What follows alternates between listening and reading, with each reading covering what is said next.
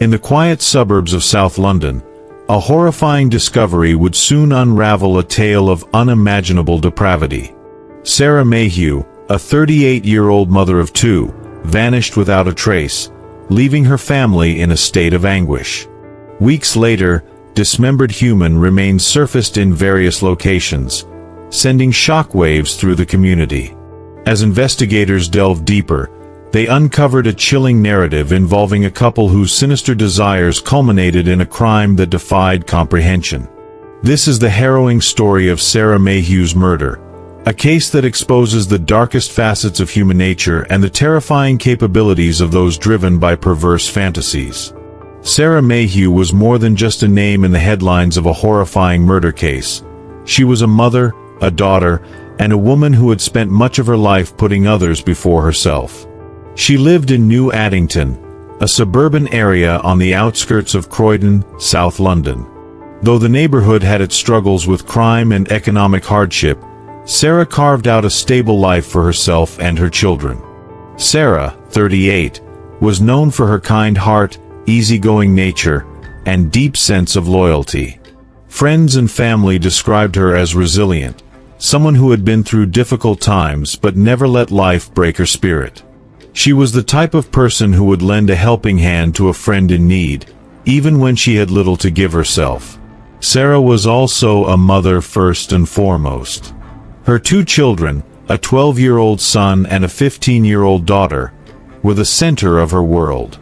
She worked tirelessly to provide a stable home, making sure they never went without love, care, or the things they needed. Her life wasn't always easy. She had been in and out of difficult relationships and faced financial struggles, but she remained determined to build a better future for her kids.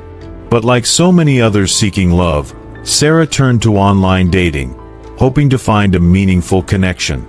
It was through this search that she met Steve Sansom, a man who appeared charming and charismatic on the surface but was hiding a dark and violent past.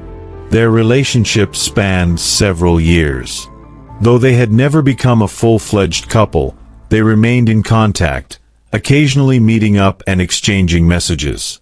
Sarah saw potential in Sansom, perhaps as a friend, perhaps as something more, but she had no idea what kind of danger she was walking into. At first glance, Steve Sansom seemed like an ordinary working-class man. A builder from Sutton, southwest London, he worked odd jobs and maintained an outwardly normal existence. He wasn't particularly well known, but he wasn't invisible either. He had acquaintances, he went to pubs, and he blended into society. But Sansom had a past that should have made him a marked man. In 1998, at just 19 years old, Sansom committed his first murder. The details of the crime were chilling. Late one evening, he got into a taxi driven by Terence Boyle, a 63-year-old father of three. Somewhere along the journey, Sansom stabbed Boyle multiple times, in the throat and back, before fleeing the scene with a mere £25 in cash. Boyle bled to death inside his vehicle, a senseless act of brutality over what amounted to pocket change. The murder was shocking even at the time. Boyle was a hard-working man, well-liked in his community. He had spent more than 30 years as a taxi driver, making an honest living to support his family. His death left a permanent scar on those who knew him, and the police moved quickly to track down his killer. Sansom was arrested, charged, and in 1999, sentenced to life imprisonment with a minimum term of 20 years. The judge in his case made it clear that Sansom was a danger to society, a violent offender who had no regard for human life. For 2 decades, Sansom remained locked away in prison, seemingly paying for his crimes. But in December 2019, despite the nature of his past offense, he was released on life license, meaning he was technically still serving his sentence but allowed to live freely under certain conditions. It was a decision that would later be scrutinized, especially after the horror that unfolded in 2024. At the time of his release, there was no public warning about his history. He re-entered society quietly, rebuilding his life under the radar. He found work in construction, presented himself as a normal, everyday man, and even started developing relationships with women, one of them being Sarah Mayhew. But deep down, Steve Sansom hadn't changed. The violent urges that drove him to kill in 1998 never left him. And this time, he had a partner who encouraged his darkest fantasies instead of stopping them. The woman who fueled the fire, Gemma Watts, 49, was not an innocent bystander in the events that led to Sarah Mayhew's death. She was an active participant, a woman who not only condoned Sansom's depraved desires but shared them. Born and raised in New Addington, Watts had a troubled background. She had a history of unstable relationships, many of them toxic or abusive, but she always seemed drawn to the most dangerous men. By the time she met Steve Sansom, she had already developed an obsession with sadistic fantasies. She thrived on humiliation, pain, and domination, and she sought out partners who could bring those fantasies to life.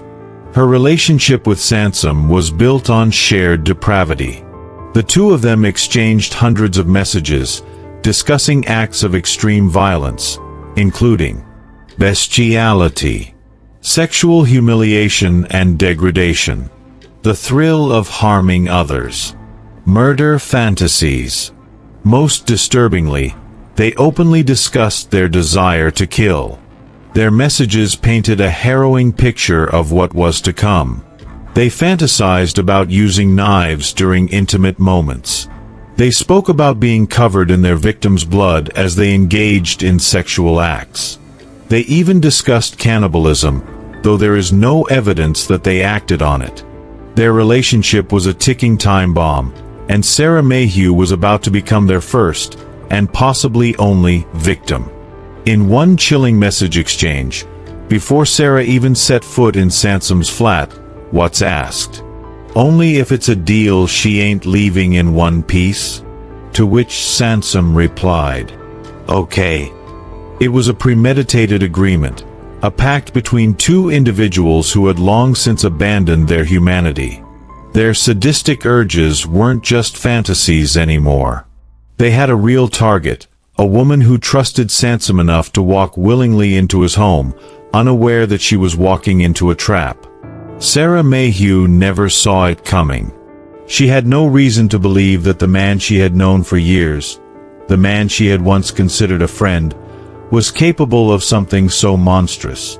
She had no reason to suspect that Watts, a woman she had never met before, had already decided her fate before she even arrived.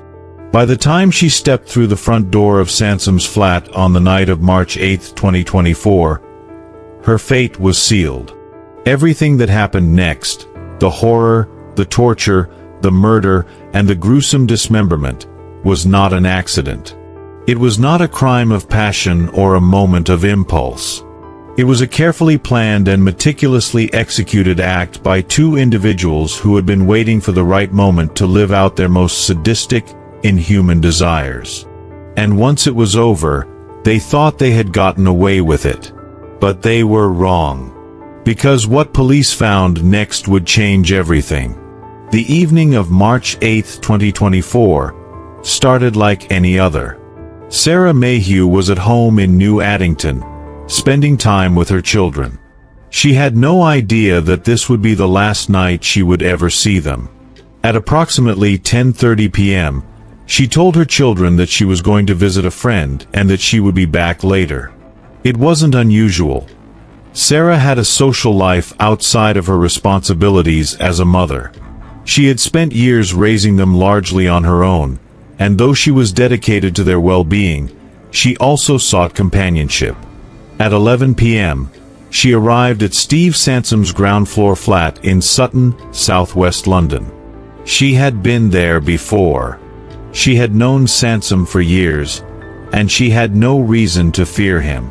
But something was different this time. Inside the flat, Gemma Watts was already waiting.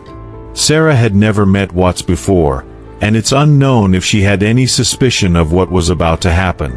But one thing was certain, she was walking into a death trap. From the moment she entered that flat, Sarah Mayhew was never seen alive again. Sansom's ground floor flat was small, dimly lit, and unremarkable, the kind of place where no one would suspect unspeakable horrors were about to unfold. The details of what happened next remain unclear, known only to Sansom and Watts. But based on forensic evidence, police pieced together a timeline of Sarah's final moments, a timeline of terror and suffering. At some point, Sarah realized she was in danger. Perhaps it was something Sansom said, or the way Watts looked at her. Maybe it was the way the room was arranged, as if they had planned for what was about to happen. What we do know is that Sansom and Watts attacked Sarah inside that flat. The evidence of what Sarah endured in her final moments is truly horrific. Blood spatter was found in the kitchen, on the lounge floor, and smeared across the walls, suggesting a violent struggle. Traces of blood were found in the bedroom, indicating that Sarah may have been dragged or moved before she died. The bathroom sink contained traces of her DNA, suggesting an attempt to clean up after the murder. A large black bucket was found, later confirmed to contain remnants of Sarah's blood. Sarah Mayhew was not just murdered, she was butchered. Prosecutors later described the crime as bloodthirsty and wicked, words that barely begin to describe the horrific reality of what Sansom and Watts did to Sarah. The couple had already discussed their fantasies of killing during sex, of stabbing, mutilating, and even consuming their victims. Sarah was overpowered by the two of them, with Watts encouraging Sansom as he carried out the attack. She may have pleaded for her life, but her killers had no intention of stopping. Though the exact cause of death was never confirmed, forensic experts believe she was either strangled or stabbed. The level of blood evidence in the flat suggests she was likely attacked with a knife, suffering multiple wounds before dying. Once she was dead, Sansom and Watts did something unimaginable. They dismembered her body inside the flat. Sansom and Watts had planned this murder for weeks, and they knew exactly what they were going to do next. The couple methodically cut Sarah's body into pieces, a chillingly calculated act that showed no remorse, no hesitation, no humanity. Police later recovered CCTV footage showing Sansom purchasing a hacksaw and extra blades from a local B&Q store days before the murder. He also bought a large black bucket and heavy-duty plastic bags, items that would soon be used to dispose of Sarah's remains. Watts, meanwhile, had been seen in a supermarket purchasing bleach, cleaning supplies, and rubber gloves, all part of their twisted preparation. The evidence suggests they cut Sarah's body into multiple pieces, ensuring that no single part was left intact. Used the bathroom sink to clean up the blood, leaving behind microscopic traces of DNA. Stored body parts in bags and buckets, waiting for the right time to dispose of them. This wasn't a crime of panic or desperation. It was cold, methodical, and premeditated. They had been planning this moment for weeks. In the days after the murder, Sansom and Watts worked carefully to dispose of Sarah's remains, scattering different parts of her body across multiple locations in an attempt to hide the evidence. On April 2, 2024, a dog walker in Rowdown Field, New Addington, stumbled upon a horrific discovery. A severed human head and multiple limbs, wrapped in plastic bags. Police were called immediately, and forensic analysis confirmed the remains belonged to Sarah Mayhew.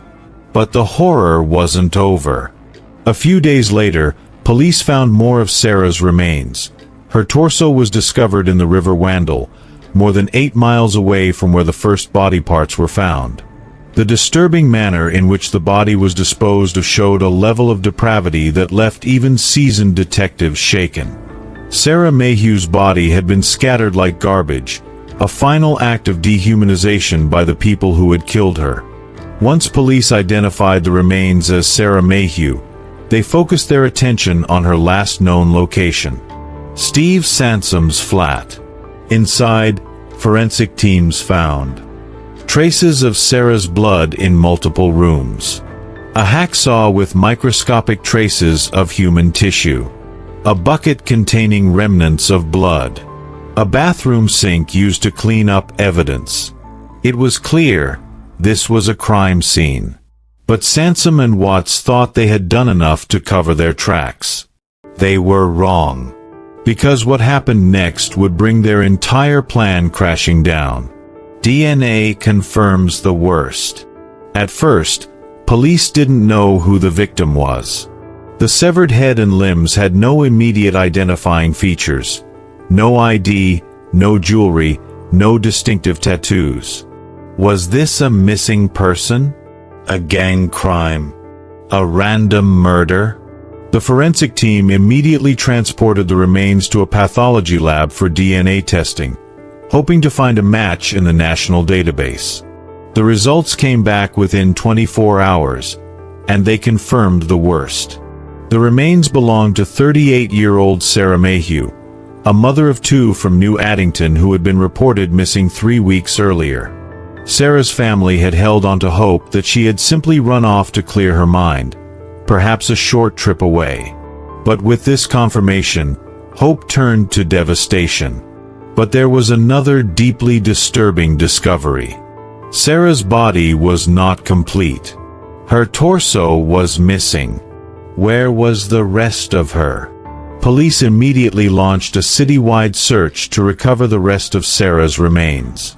2 days later, on April 4th, divers searching the River Wandle in Mitcham found what they were looking for. A torso, wrapped in plastic, weighed down by bricks, submerged in the murky water. Sarah's body had been scattered across different locations, a clear sign that whoever killed her went to great lengths to conceal the crime. This wasn't just a murder. It was a highly orchestrated and deeply sadistic act of butchery. With Sarah's identity confirmed, the next question was obvious. Who killed her? And why? The first step in the investigation was to trace Sarah's last known movements. Police checked her phone records, social media activity, and CCTV footage to build a timeline of what happened before she vanished. The evidence pointed to one key location: a ground-floor flat in Sutton, southwest London, the home of Steve Sansom. Police learned that Sarah had been in contact with Sansom on the night of March 8, 2024, and that she had told friends she was going to visit him.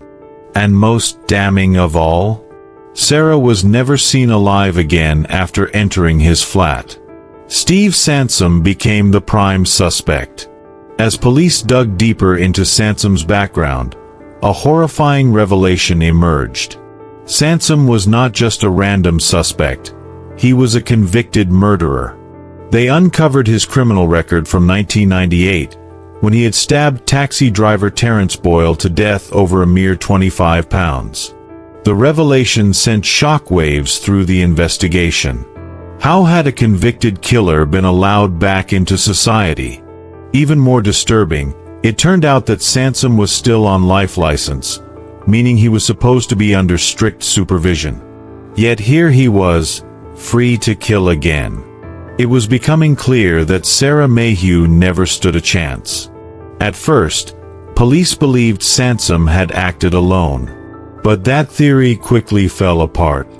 While reviewing Sansom's phone records, police discovered an unsettling number of messages between him and Gemma Watts, a woman who had also been in the flat the night Sarah disappeared. The messages painted a terrifying picture. Watts hadn't just been present, she had helped plan the murder.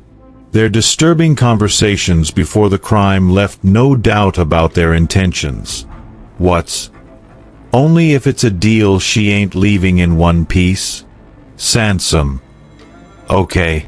These weren't random text exchanges. These were premeditated murder plans. And Watts wasn't just an observer, she was an active participant. With overwhelming evidence pointing to Sansom and Watts, police moved in swiftly.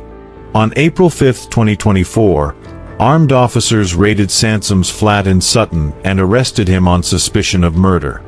At the same time, Watts was arrested at her home in New Addington. Inside Sansom's flat, forensic investigators found traces of Sarah's blood on the walls, floor, and even in the kitchen. A hacksaw with human tissue residue, believed to have been used to dismember her. Buckets and plastic bags matching those used to dispose of Sarah's body. Digital evidence of disturbing fantasies exchanged between the two killers. The case against them was airtight. And when faced with a mountain of evidence, they confessed. But their reasoning was even more disturbing than the crime itself. When asked why they killed Sarah Mayhew, Sansom's response was chilling. "We're not evil. We did the world a service." It was a statement so devoid of remorse that even the most hardened detectives struggled to comprehend it. Sansom and Watts didn't just commit murder, they believed they had the right to do it. They saw Sarah as nothing more than an object, something to be used and discarded.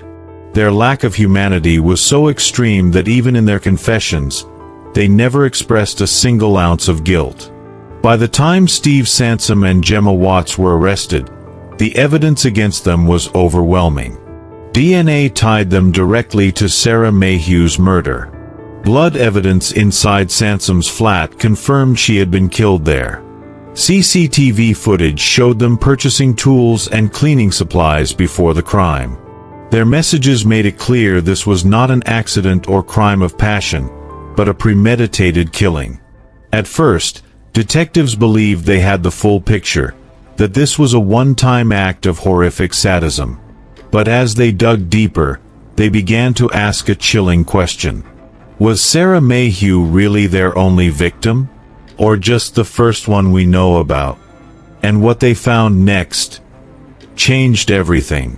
As investigators pored over Sansom and Watts' past, they started noticing disturbing patterns. Sansom had a history of murder. He had already killed once before, the 1998 murder of taxi driver Terrence Boyle. Watts had been obsessed with violent fantasies for years. Her messages to Sansom proved she had a deep desire to kill, long before Sarah Mayhew ever entered the picture. Their premeditated behavior suggested this wasn't impulsive. They had planned Sarah's murder for weeks, meaning this was not a crime of opportunity, but a carefully orchestrated event. With that in mind, police began reviewing cold cases of missing women who had disappeared under similar circumstances. One case stood out immediately. The mysterious disappearance of Lisa Carter, 2021. Lisa Carter, a 34-year-old woman from Croydon, went missing in August 2021. She was last seen leaving her flat to meet a man she had been talking to online. Her last known communication? A text to a friend saying, "I think this guy is a bit weird, but I'm already here, so I'll see how it goes." After that, nothing. Lisa was never seen again. Her disappearance was baffling. There were no leads, no suspects, no body. At the time, police assumed she had either run away or fallen victim to human trafficking. But now, with the arrest of Sansom and Watts, detectives began to re-examine the case. A disturbing discovery soon followed. Lisa had once matched with Steve Sansom on a dating site. Did she walk into the same trap as Sarah Mayhew, only 3 years earlier? And if so, where was her body? The more police investigated, the more similarities they found between Lisa Carter's case and Sarah Mayhew's murder. Both women met men through online dating. Both women had last been seen heading to meet someone. Both women vanished without a trace. But unlike Sarah, Lisa's remains had never been found. This led police to a terrifying possibility. Had Sansom and Watts killed before? And were there other victims whose bodies were never discovered? As forensic teams continued their search, investigators combed through hundreds of missing person reports, looking for cases with similar details. There was another shocking realization. At least 5 women had disappeared from South London between 2019 and 2023. Some of them had been last seen meeting men from dating apps. Their bodies had never been found. Could Sansom and Watts be responsible for even more murders? Police officially launched a cold case task force to explore the possibility. And though they were never charged with any other crimes, the evidence suggests that Sarah Mayhew may not have been their only victim. With Sansom and Watts in custody, the case moved to trial quickly. Given the gruesome nature of the crime and their own confessions, the prosecution pushed for the harshest possible sentences. The trial, which began in late 2024, was one of the most shocking murder cases London had seen in years. Prosecutor Tom Little KC described the case as a murder carried out with sadistic, sexual, and bloodthirsty intent, a crime so depraved that it shocks the conscience of all who hear it. The evidence presented in court was horrifying. The disturbing messages between Sansom and Watts, revealing their sick fantasies.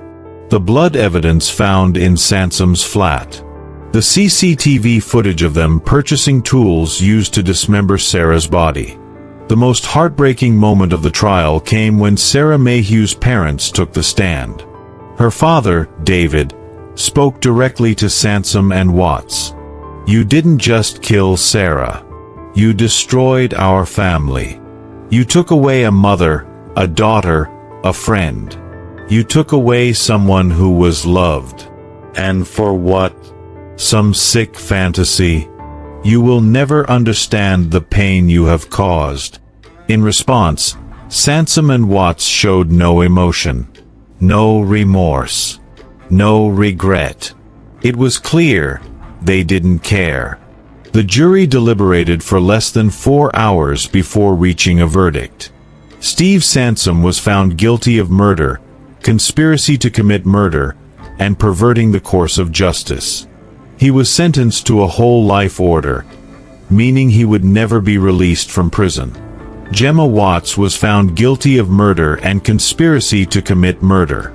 She was sentenced to life imprisonment with a minimum term of 30 years, meaning she would not be eligible for parole until she was nearly 80 years old. For Sarah Mayhew's family, the verdict brought some closure, but not enough. Her mother, Angela, summed it up in one tragic sentence. "Sarah is still gone, and no prison sentence can ever bring her back." Even after justice was served, there were still major questions left unanswered. 1. Were there other victims? Investigators strongly suspect that Sansom and Watts had killed before, but without physical evidence, no further charges were brought. 2. Why was Steve Sansom released in the first place? A serious further offense review was launched to examine how a convicted murderer on life license was allowed to kill again. 3. Could this have been prevented? Many argued that Sarah Mayhew should still be alive, that if the justice system had done its job, Sansom never should have been free. The murder of Sarah Mayhew was more than just a crime. It was a horrifying glimpse into the minds of true monsters. Steve Sansom and Gemma Watts planned and carried out a sadistic fantasy, showing no remorse for the innocent life they took. But beyond their personal evil, this case exposed the flaws in the justice system. Flaws that allowed a convicted murderer to kill again. The question now is, how many more lives will be lost before real change happens? What do you think? Should the justice system have been stricter with Steve Sansom?